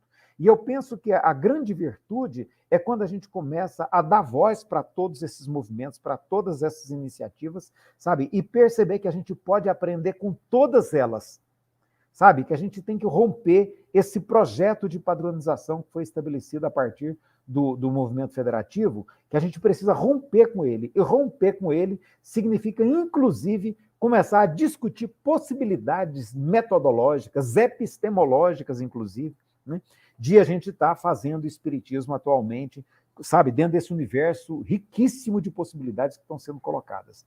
Então, eu penso que o movimento é muito propício para a gente ir além da institucionalização que foi estabelecida e que ela, embora sendo hegemônica, ela não consegue abranger todo o movimento espírita, graças a Deus. Né? Tem muitos de nós aí que estamos conseguindo fazer algo diferente disso que está aí, e é nisso que eu acho que a gente tem um campo muito bom para trabalhar. Alexandre, só um comentário breve, que o Elias falou do trabalho em rede, né? Esse trabalho que o IFEP está desenvolvendo é um trabalho em rede. São 13 grupos, 2 brasileiros, e 13 e 11 de outros países, né? Então, já é um exercício de trabalho em rede, que depois esse trabalho vai ser compartilhado entre os grupos e vai ser publicado para que outras pessoas conheçam. Né? Então, temos aí possibilidades muito boas. Fico feliz de saber disso. Eu queria tocar 2 pontos, antes da gente continuar para a terceira pergunta. Para mim, esse espiritismo aí, ele já ultrapassou a barreira do catolicismo e ele é neopentecostal. Ele é neopentecostal porque, assim, a Bíblia é um livro judaico-cristão. O Velho Testamento é judaico. O espiritismo é uma doutrina que se diz cristã. Né? Não sou eu que estou dizendo. Né? Veio de Jesus, está lá. Eu não gosto muito do nome Cristo, sabe? Eu acho que já é o posicionamento católico. Eu prefiro Jesus de Nazaré e eu tenho mais intimidade com ele do que com Cristo. Mas isso é uma questão pessoal e cada um tem a possibilidade de ver da maneira que lhe convém, né? Mas é a minha forma de ver. Por quê? Porque não é todo movimento protestante que defende a teoria da prosperidade. Então, se a gente diz assim, é como se a gente estivesse colocando todo mundo numa mesma situação. O neopentecostal, ele trabalha, né, a coisa da teoria da prosperidade, da teologia da prosperidade, um pouco mais fácil. Para mim, o movimento espírita tentar justificar né? Salomão, a partir do olhar espírita, eu não consigo encontrar sentido nenhum nisso. Mas se a gente for falar de ciência, não pode. Eu vou falar, não é que seja errado falar de Salomão, mas só não tem que trazer um olhar espírita porque não coaduna, amigo. Tá, a gente está falando de um Deus que é vingativo, um Deus de guerras. A gente tem pessoas hoje que justificam andar armado por conta do exército de Israel, que está lá no Velho Testamento. E os caras vão buscar lá no Velho Testamento algo que justifique você andar armado. Então, o que é que o Espiritismo tem a ver com isso, pelo amor de Deus? Olha, isso não é uma crítica a quem acredita, é uma crítica ao movimento espírita que quer introduzir esse tipo de conceito dentro da epistemologia espírita, como se fossem elas as mesmas coisas. E não são, e isso precisa ficar muito claro. Você pode até usar, tá massa, é teu, é todo direito. Agora, não coloca isso como uma coisa espírita, porque isso não é espiritismo. O Deus espírita é sinônimo de amor. O Deus do Velho Testamento não sabe muito bem o que significa essa palavra. Sabe, é tudo na base do chicote, é olho por olho, dente por dente, é leite italiano, amigo. Aí vem Jesus de Nazaré e diz assim, não, vai amar teu inimigo, vê a dificuldade que tiveram de entender. O cara morreu por conta disso. Né? Então, eu penso essa coisa e considero importante isso ficar colocado para a gente. Outro ponto para a gente entrar na terceira pergunta é percebam algumas ações, por isso que eu quero falar disso, que eu acho importante, no comportamento dos espíritos considerados mentores dos grandes médiuns, que beiram a obsessão. Está com o olho doente, mas você tem 2, vai trabalhar. Não, eu estou com taquicardia, eu já morri. Gente, pelo amor de Deus. Disciplina, disciplina, disciplina. O que é isso, cara? Você transforma atitudes obsessoras, né? E o pior não é isso, o pior é que faz um sensacionalismo que valida aquilo e que torna aquilo romântico. Só que eu falo para o cara que eu estou com o olho sangrando, está doendo. Ah, mas você tem 2. Eu disse, mas os 2 são meus. Tu fica aí, tá? Eu vou cuidar do meu olho. Quando não der, eu volto. Se você estiver aqui, a gente trabalha. Isso é lógica. É você cuidar de você mesmo. É o que o próprio Espiritismo fala. Eu estou falando alguma bobeira, podem me corrigir, não tem problema. Então você tem, não, mas olha, eu tive uma angina. Olhe para mim, eu já morri. Sim, mas eu não quero morrer. Eu não quero morrer, então eu vou cuidar do meu coração. Se der para você esperar, eu continuo a obra quando eu voltar do cardiologista. Pronto, é simples assim. Para mim, funciona dessa maneira. Não estou dizendo que está certo e que está errado. Mas é como eu penso. Então, eu vejo que essa atuação desses mentores espirituais quer trabalhar comigo, quero. Você tem que fazer 3 coisas. Disciplina, disciplina, disciplina. Pelo amor de Deus, quem é que vive só com disciplina nesse mundo? E que disciplina é essa? Veja, isso não soa como uma opressão sobre o outro. Uma doutrina que tem como, sabe, sinônimo a liberdade e a produção dessa liberdade a partir da nossa própria ação. Eu não posso nem escolher, eu não quero trabalhar com você. Pronto, não quero. Ah, você vai pagar as consequências. Beleza, no futuro eu entendo a reencarnação. Mas eu não posso escolher, eu tenho que trabalhar. Isso não entra na minha cabeça. Então, vamos ver como é que funciona essa coisa, Elias, agora, né? O que podemos entender por essa mediunidade social e o quanto entender essa mediunidade social nos livraria desses caxias e nos trariam espíritos que se aproximassem muito mais desse Jesus de Nazaré social, né, afetuoso, do que em alguém que precisa porque precisa produzir uma obra.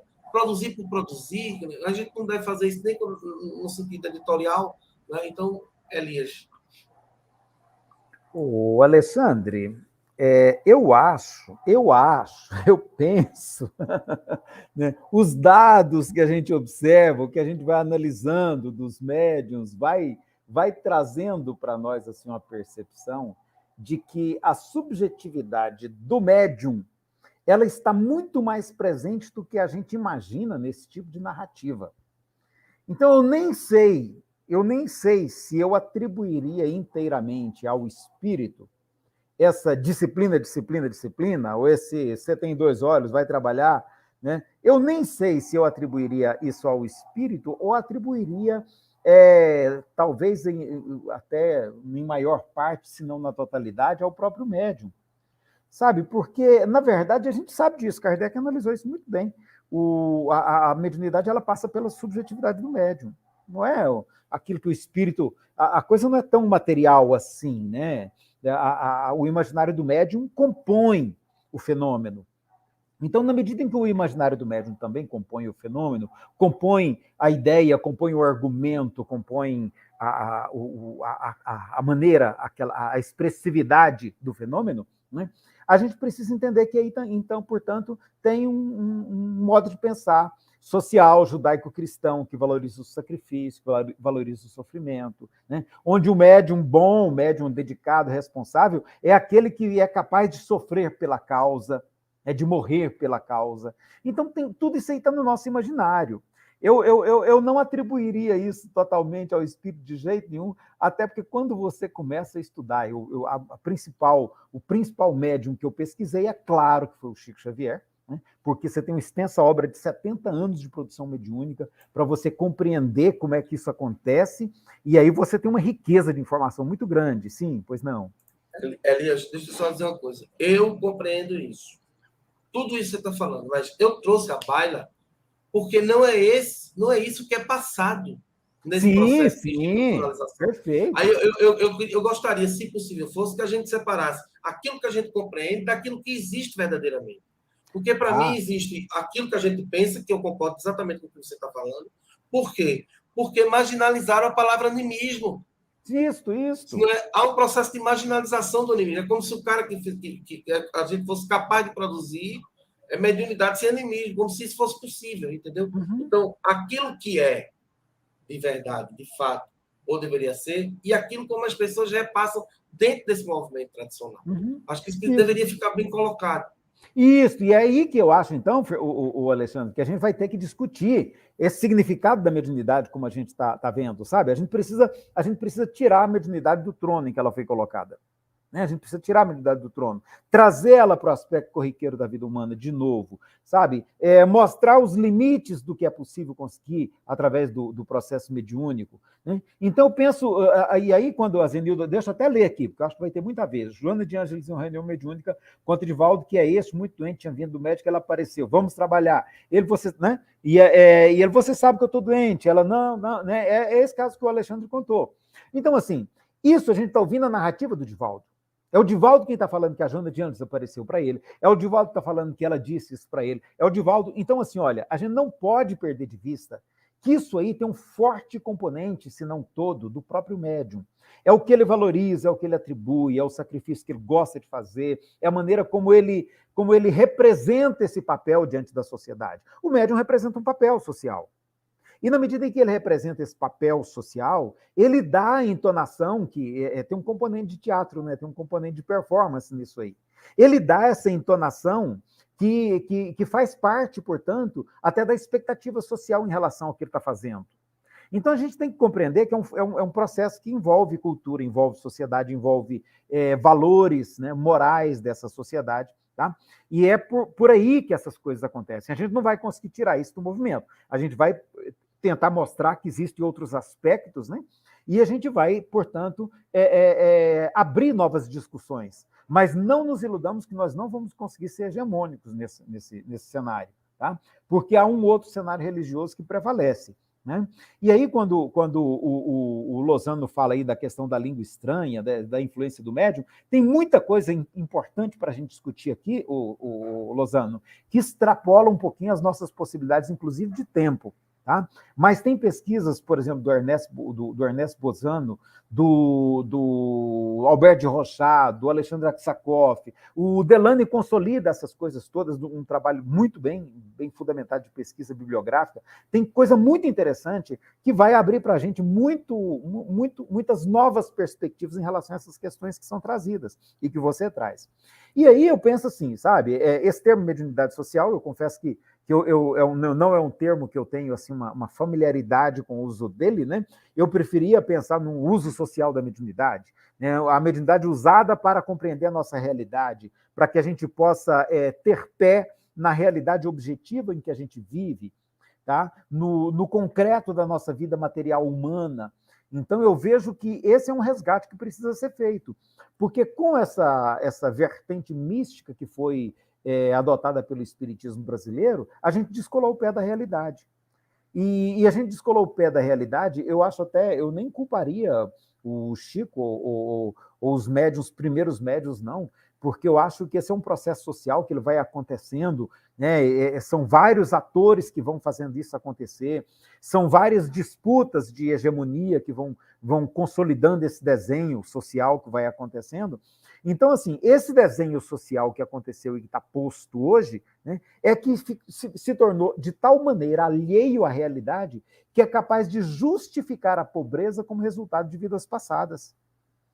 É capaz de dizer assim, se você é pobre hoje, provavelmente é porque você foi rico no passado e abusou da riqueza, esquecendo que a pirâmide social, ela não cabe todo mundo lá no topo, não tem jeito. Se a gente fosse justificar isso aí, os 250 anos que a gente tem de capitalismo no mundo, não teria a menor chance de sequer a mínima porção dos espíritos que reencarnam aqui na Terra poderem ocupar as posições de riqueza, não tem a menor chance. A quantidade de ricos é muito pequena. Então, a gente sabe que esse é modelo de sociedade que foi construído a partir de uma experiência capitalista que está aí colocando hoje, onde 64% tem que ser pessoas pobres, né? Onde 30% são miseráveis. Então, assim, não tem como a gente ficar inventando essas desculpas para justificar a nossa indiferença social com os problemas do nosso cotidiano. Então, eu entendo que esse termo mediunidade social, ele, sobretudo, precisa ter a ver com a gente resgatar o papel da mediunidade como elemento que vai nos ajudar a nos situar do ponto de vista tanto de tentativa de compreensão dessa realidade que nós estamos inseridos, quanto de ação mesmo sobre ela, sabe? De ação social no sentido de criar um movimento de espiritualidade mais socialmente engajado, mais voltado para a realidade objetiva vivida pelas pessoas aqui no nosso meio, sabe? Sem esse misticismo que foi colocado, sem essa alienação, porque da maneira que a gente está dando total razão. Alguém criticou esses dias aqui em Goiás, né, o Karl Marx, por ter dito que a religião é o ópio do povo, e, infelizmente, o espiritismo, como está, ele se tornou também em ópio, tá? Porque ele serve para tirar a pessoa da realidade, descolar ela da realidade e criar um mundo paralelo de fantasias, onde ele não é obrigado a pensar no pão de cada dia que está faltando na mesa de 30 milhões de brasileiros. Então, eu penso que mediunidade social, sobretudo, é mediunidade que se propõe a se engajar novamente nas causas sociais que são relevantes para que a gente possa fazer diferença do ponto de vista da nossa participação social. É como eu compreendo até agora. É o Humberto Mariotti, exatamente. Eu mandei para o teu WhatsApp o texto de Mariotti, Elias. Perfeito. Dona Leonice Faustino, em nenhum momento eu desrespeitei o Chico ou Emmanuel. Apresentei verdades, é porque às vezes elas incomodam mesmo. Mas o que a gente falou aqui são fatos, e a gente está pensando, né, se esses fatos são justificáveis ou não. E, assim, as pessoas podem, inclusive, encontrar justificativa neles. Eu, particularmente, vou exercer o meu direito de pensar o que penso. E continuo pensando que isso é mais obsessão do que algum tipo de iluminação. E dou a esse fato aquilo que Elias falou.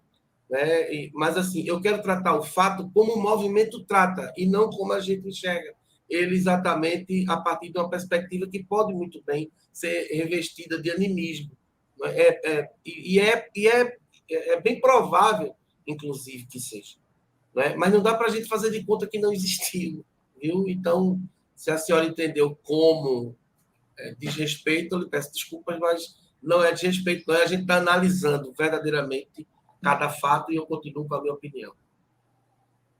Lindenberg.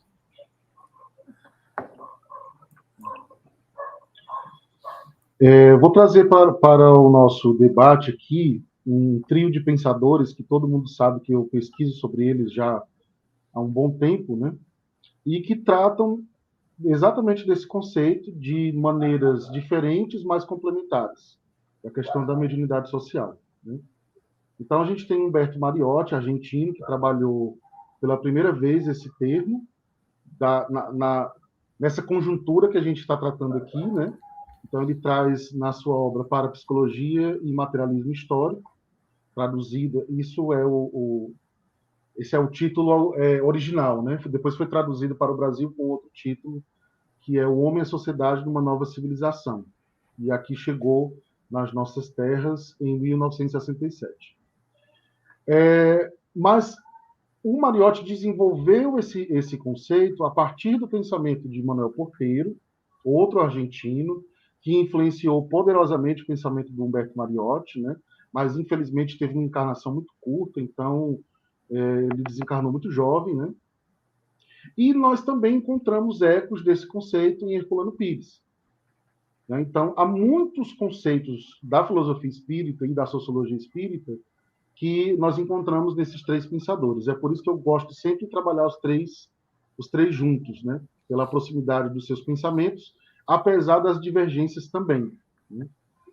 Então, o que nós teríamos... qual seria o esmiuçamento dessa perspectiva da mediunidade social? Né? O Mariotti não deixou uma metodologia específica de como desenvolver. Então, aqui eu vou pedir para a gente fazer um exercício de imaginação sociológica e filosófica, né, para a gente pensar nesse conceito. A primeira questão é que a mediunidade social é a popularização da mediunidade. Então, o objetivo não é formar médiums espíritas, o objetivo é oferecer a mediunidade a todas as pessoas que assim queiram estudar, descobrir sobre ela, né, e possam exercitá-la de maneira livre e autônoma. Então, aí já tem uma diferenciação em relação ao que é praticado, né, historicamente dentro do movimento espírita brasileiro. Né? Não há nenhuma perspectiva de lideranças infalíveis, não há nenhuma perspectiva de médiums sacerdotes, nem nada disso. Então, é o exercício puro, livre e autônomo da mediunidade através da experimentação. Claro, com estudo e com método, né? Porque tudo exige método, mas sem essa preocupação de ter que estar atendendo o que pensa uma pessoa, o que pensa uma instituição. Na mediunidade social, não existem espíritos inacessíveis, na perspectiva do Mariotti. Isso, para nós, parece óbvio, né? Nós aprendemos isso com Kardec. Kardec deixa bem claro no Livro dos Médiuns. Não existe espírito inacessível. Ele fala textualmente, qualquer espírito, não importa o nível evolutivo, que você direcione o pensamento para ele poderá responder. A possibilidade da não resposta depende de alguns outros contextos, mas não por ele ser inacessível, né?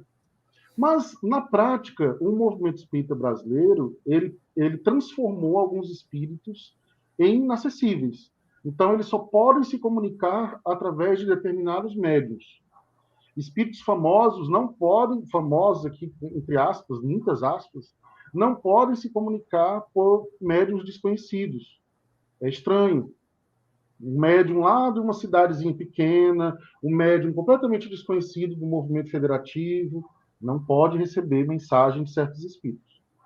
Ele já é visto com suspeição, já nesse processo. Né? E na mediunidade social isso não existe. Você pode interrogar, conversar com o Emmanuel, com o Ismael, com o Descartes, com Sócrates, com Platão, com Simone de Beauvoir, com Sartre, com qualquer espírito, desde que ele possa efetivamente se comunicar. Né? Eventualmente ele não poderá se comunicar dependendo de alguns contextos, se ele estiver encarnado, embora não seja um motivo de interdição absoluta, né, para ele se comunicar, mas tem a sua dificuldade, né?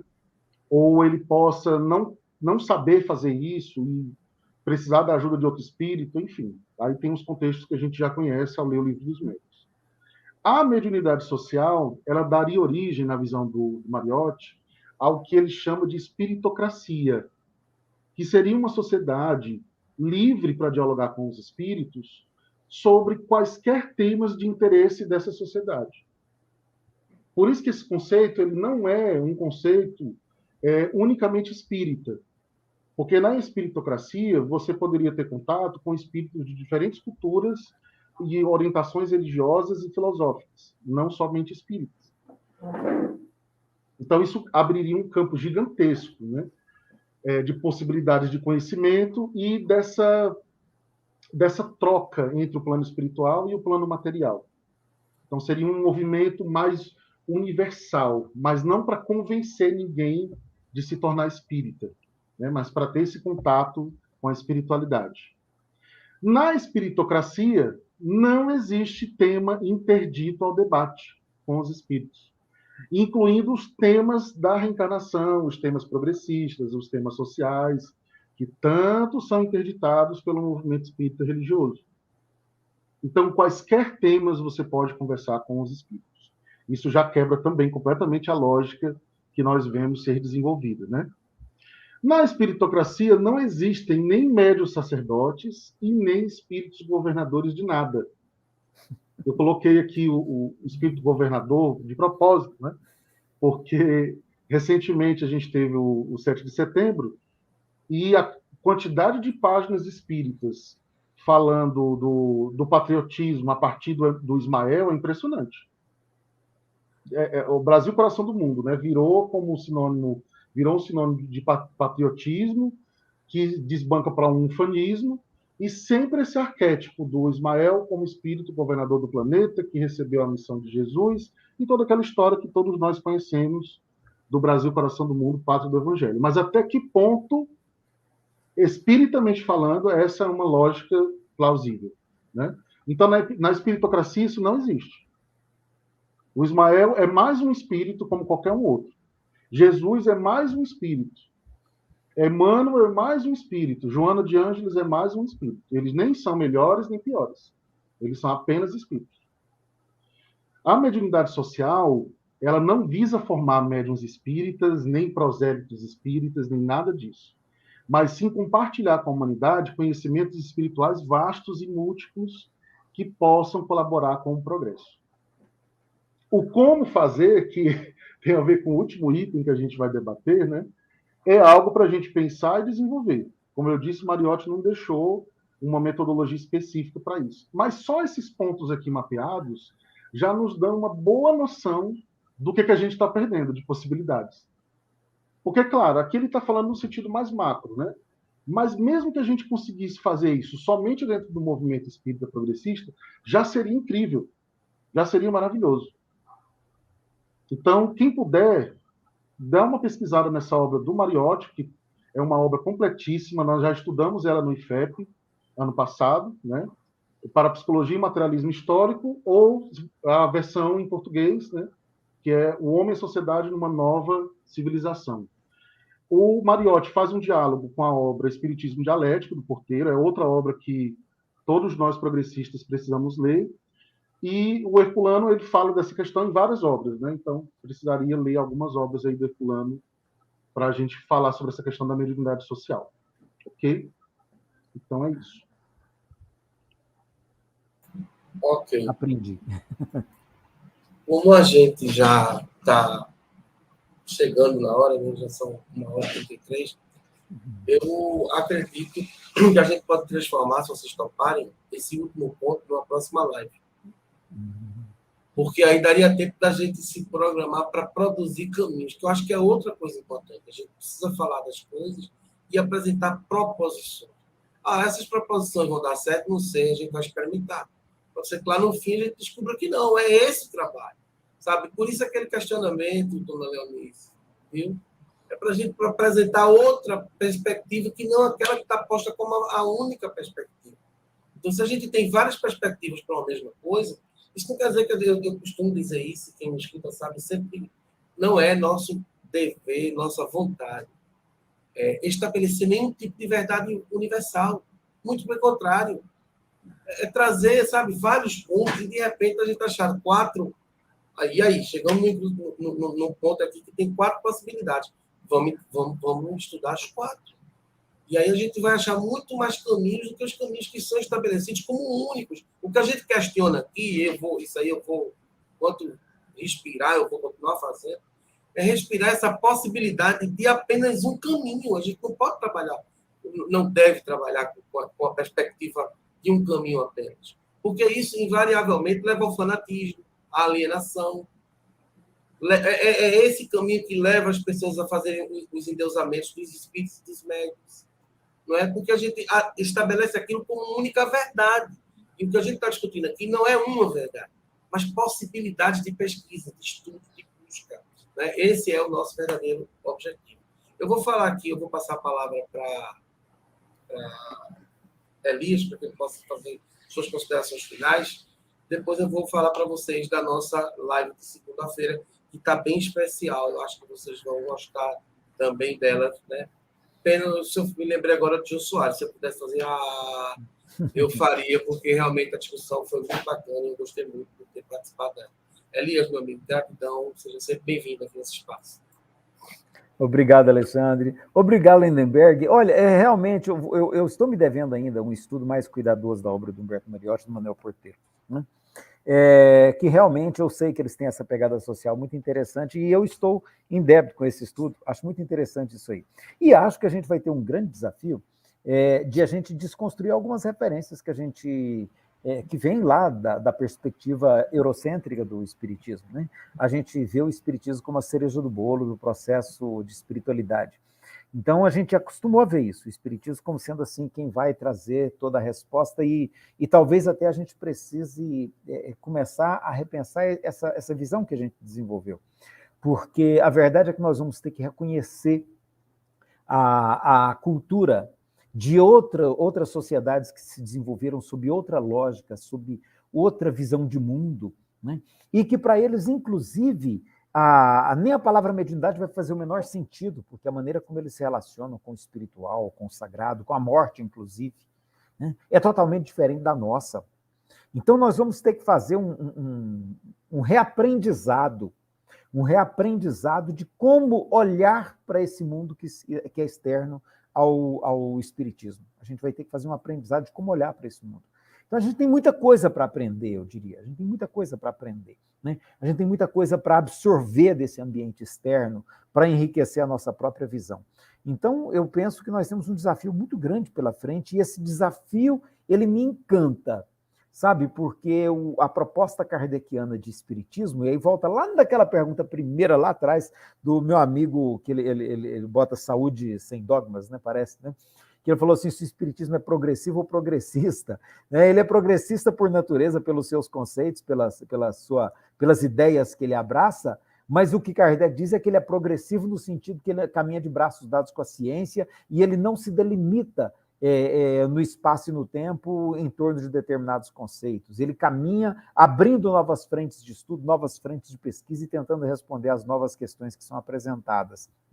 Então, eu vejo que nós temos muita coisa para fazer para a gente sair desse meio marasmo que se estabeleceu no movimento espírita aí, por conta dessa tradição religiosa muito forte que, de certo modo, inibiu um pouco as ações de muita gente, e que agora a gente está se soltando dessas amarras e tem muita gente fazendo trabalho diferente. Então, acho que é muito bom que a gente esteja podendo resgatar esse dinamismo que, a meu ver, caracteriza a proposta original que Kardec tinha para esse movimento que a gente chama de espiritismo.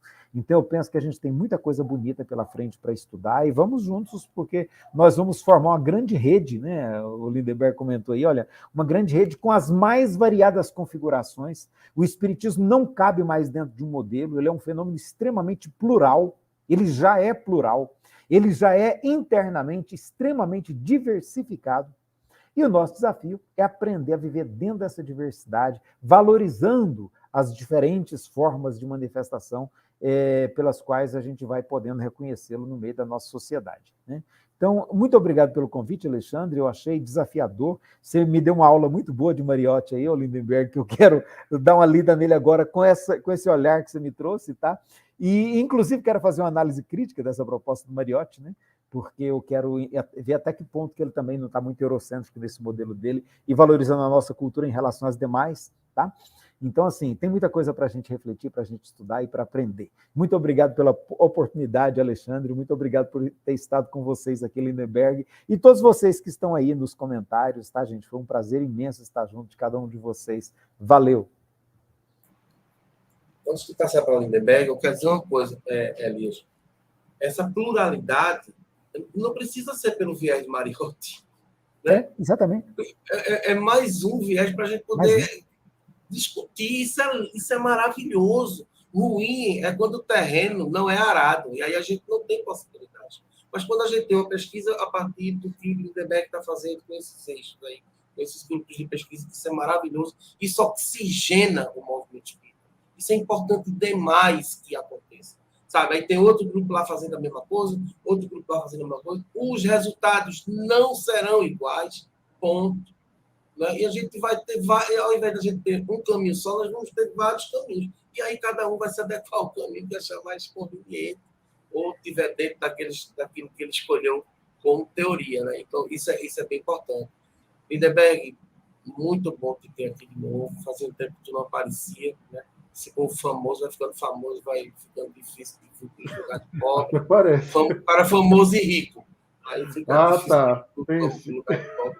Tem algum professor nesse país que seja pobre? Eu não conheço, então. É verdade, é verdade. Nessa representação aí. Muito obrigado, meu amigo. É muito bom ter você por aqui. Eu que agradeço. Eu sempre gosto de trazer esses pensadores, né, Mariotti, Porteira, Fulano e outros, né, porque nós temos, como a leitura deles nos foi negada durante muito tempo, né, que as suas obras foram invisibilizadas, então nós temos uma defasagem grande. Nós não conhecemos esses pensadores a fundo, né, e precisamos conhecer de fato. Eles não são perfeitos, eles são mais algumas possibilidades de análise que nós temos à disposição, mas o fato é que nós não os conhecemos. Então, nós devemos isso a eles. Né? Nós devemos isso à tradição progressista que nos antecedeu. Mesmo com seus erros, suas limitações, assim como nós temos as nossas também, nós não somos perfeitos em nada, né? Mas nós temos essa defasagem grande. O movimento progressista precisa conhecer mais a fundo esses pensadores, divulgar suas obras. Tem algumas editoras hoje reeditando as obras deles. Isso é excelente para oxigenar o debate também, trazer essas obras de volta à baila, né? Então, quem conhece o IFEP sabe do nosso trabalho de resgate dessas obras, né? E desses pensadores. Dia 20, por exemplo, nós vamos começar um curso sobre Cosme Marinho, outro pensador espírita argentino, do mesmo quilate de Mariotti e Porteiro, com a sua obra Conceito Espírita do Socialismo. O curso vai ser ministrado pelo tradutor da obra, né, o professor Luiz Gustavo, e mediado pelo Montalvão. Então, vai ser mais um curso também, aí, dentre tantos cursos que nós já promovemos desses pensadores. Né? No mais, quero agradecer, Alexandre, pelo convite. É sempre maravilhoso estar nesse debate aqui no Abra, com o Alexandre, com outras pessoas também. Gratidão pelas colaborações também ao Elias. A todos e todas que estão conosco, né? Muitos amigos e amigas aqui no chat, não dá para citar todo mundo, mas sintam-se todos abraçados, tá? Gratidão pelas colaborações também. E o Alexandre disse que não dava para fazer o A da plateia do Jô, né? Mas eu consigo fazer uma coisa: beijo do gordo. Um abraço, gente. Gente, na próxima segunda-feira, dia 19, às 20 horas, aqui nesse mesmo bate-canal, a gente vai estar trazendo aqui o tema Eleições 2022, Reflexões, Caminhos e Perspectivas, com as candidatas Rosa Amorim, que é uma candidata a deputada estadual, tem vinculação ao MST, Liana Cirne, candidata a deputada federal, pelo PT também, Dani Portela, candidata a deputada estadual pelo PSOL, e Tereza Leitão, que é a nossa candidata a senadora aqui pelo Partido dos Trabalhadores. Então, a gente vai tentar discutir essas reflexões, caminhos e perspectivas pelo olhar feminino. Eu vou estar mediando aqui o que é que elas pensam sobre o nosso presente, sobre o futuro, o que é que a gente tem para oferecer aí, né, nesse período tão conturbado que tem sido o momento eleitoral nosso. E que pese, eu queria encerrar falando sobre isso novamente, porque para mim é uma coisa importante. A função do espírito progressista, aliás, a função do estudioso, do pesquisador, não é oferecer verdades, é oferecer problematizações. Os nossos encontros, eles têm esse caráter, problematizar, para que dessas problematizações surjam várias e várias perspectivas. Eu costumo dizer o seguinte, que esses pensadores que a gente costuma citar, e que eu também gosto bastante, né, quem me conhece sabe disso, né? Está aí o Herculano, da Olinda Morrinho, Mariota e todos os outros. Eu imagino esse trabalho como um trabalho do revezamento 4%, sabe? Os caras vão lá, aí passou para alguém, aí passaram para a gente, e a gente vai passar para alguém. Então, se nós conseguirmos deixar, enquanto pesquisadores, pensadores, que tentamos ser mais fácil para quem vem depois, nossa tarefa já foi realizada.